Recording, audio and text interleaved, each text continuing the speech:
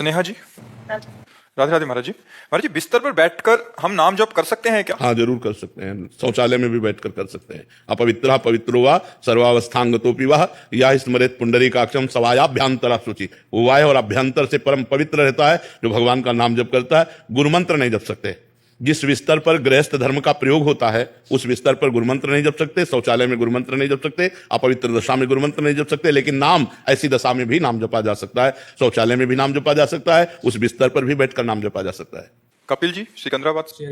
श्री हरिवंश महाराज जी। महाराज जी, गोस्वामी तुलसीदास जी महाराज जी कहते हैं कि जा पर कृपा राम की हुई ता पर कृपा करें सब कोई। महाराज जी, लेकिन महाराज जी फिर भी देखा जाता है कि लोग पूर्व में भी और अभी भी भगवत प्राप्त महापुरुषों से भी द्वेष करने लग जाते हैं। महाराज जी, ऐसा इसका भाव या इसका रहस्य क्या है? देखो, द्वेष करना भी कृपा है हमारे लिए।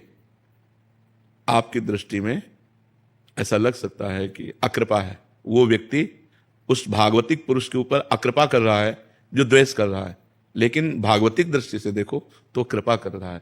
वो द्वेष करके जब प्रतिकूलता और अपमान करेगा तब उसको अपनी स्थिति का अनुभव होता है। जब हृदय शांत और निर्विकार होता है तो वो उसकी स्थिति का अनुभव कराने में, स्थिति को परिपक्व करने में सहयोगी हुआ तो कृपा हुई कि नहीं? मान लो आप अपमान करते हैं और हमारी मुस्कुराहट ज्यों की त्यों रहती है, हमारे हृदय में कोई हलचल नहीं होती, तो आप हमारी स्थिति का बोध कराने वाले हुए ना, तो आप कृपा की नाम है हमारे ऊपर। इसलिए अकृपा है नहीं। सब पर भगवान की जो कृपा है वो सब तरह से आती है।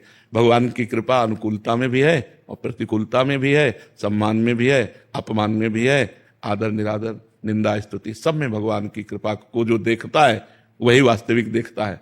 जो ऐसा नहीं देखता अभी उसकी दृष्टि ठीक नहीं है। समझ पा रहे हैं? एक शिक्षक जो उनसे समर्पित है उसका क्या कर्तव्य है? अगर कोई उनके गुरु की निंदा करता है तो कान में अंगुली डाल के चल देना चाहिए, क्योंकि संसार की अलग अलग दृष्टि है। तो वो अपनी दृष्टि में, लेकिन हम देख रहे हैं हमारे भगवान इस रूप में भी है, हमारे भगवान इस रूप में है। तो निंदा और प्रशंसा ये सबकी होती रहती है, भगवान से लेकर के भगवत भक्तों से लेकर सबकी। तो उनमें से जिनकी दैवी बुद्धि होती है वो तो श्रद्धा करते हैं, और जो आसुरी बुद्धि के लोग होते हैं वो अपने आप द्वेष करते हैं संतों से। वो बुराइयां ढूंढ करके बुराइयों का वर्णन करते हैं, अपनी मानसिकता की बुराइयां।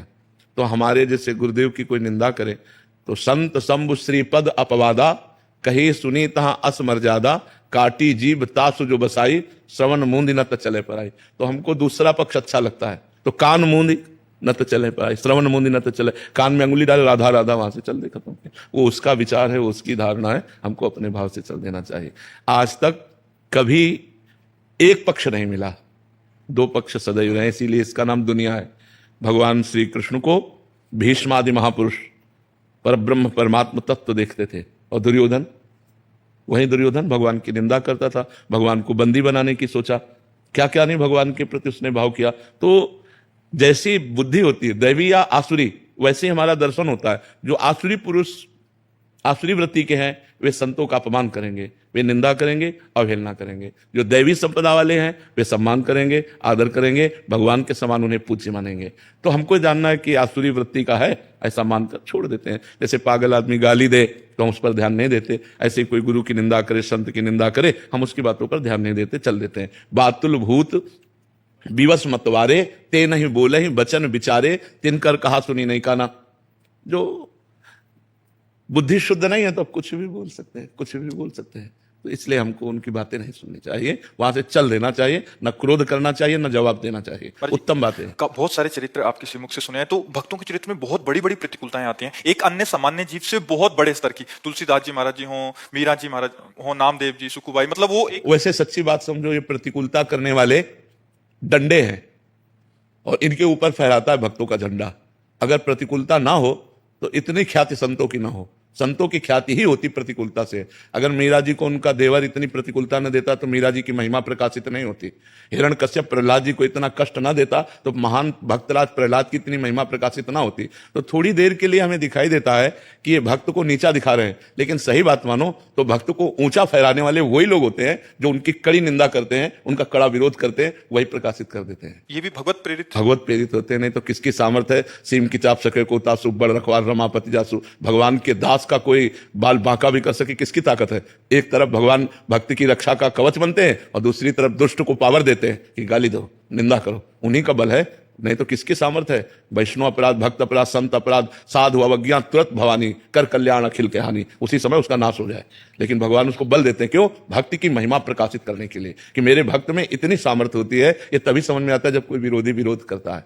फिर उसके ही अंत में देखा जाता है कि महाराज जी जो विरोध कर रहा है वो उसका भी पतन हो जाता है महाराज जी। हाँ, क्योंकि विरोध करने से मतलब थोड़ा लंबा समय लगता है। हाँ, नाश तो बिल्कुल बिल्कुल सर, वो तो वैष्णव निंदा या वैष्णव अपराध वज्र की लीक है, उसे भोगना पड़ेगा। वो किसी प्रायश्चित से नष्ट नहीं होता, उसे अवश्य में भोक्तव्यम कृतम कर्म शुभाशुभम, ये बिल्कुल भोगना पड़ता है। इसलिए बहुत सावधान रहे।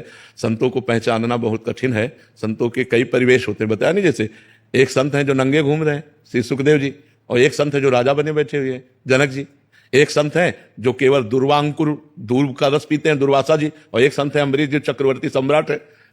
दुर्वासा जी को भी भ्रम हो गया कि अम्बरीश ऐसा कैसे हो सकता है, और सुदर्शन चक्र हर समय अम्बरीश जी की सुरक्षा मिला। संत वेश से नहीं मतलब। नहीं, संत स्थिति कहते हैं। वेश मात्र में तो भुलावा भी हो सकता है, छलावा भी हो सकता है, लेकिन संत स्थिति होती है। चाहे अगर ग्रस्त हो, चाहे बिल्कुल किसी भी बिल्कुल वो परिवेश पैंट शर्ट में भी है और स्थिति है तो वो संत है। देखो विभीषण जी राजमंत्री हैं और रावण के भाई हैं, और भगवान के जब सामने आए तो कहा तुम सारीखे संत प्रिय मोरे, धरो देह नहीं आन नहीं हो रहे। आप जैसे संतों के लिए मैं शरीर धारण करता हूं, भगवान ने विभीषण जी को कहा। तो वहां विभीषण जी का कोई लाल पीला वेश नहीं था, वो अपने राजमंत्री स्वरूप से थे, लेकिन हृदय संत है, इसलिए भगवान ने कहा तुम सारी के संत प्रिय मोरे। प्रमाणित कर दिया भगवान शिव ने कि विभीषण जी संत हैं। जब लात मारा रावण ने और उन्होंने कहा तुम पितु सरस भले मोहि मारा, राम भजे हितनाथ तुम्हारा, तो भगवान कैलाशपति बोल उठे उमा संत कही यही बढ़ाई, करत मंद जो करे। वहां ये संत है विभीषण, यही संत की महिमा है कि वो मंद कर रहा है, वो उसकी भलाई कर रहा है।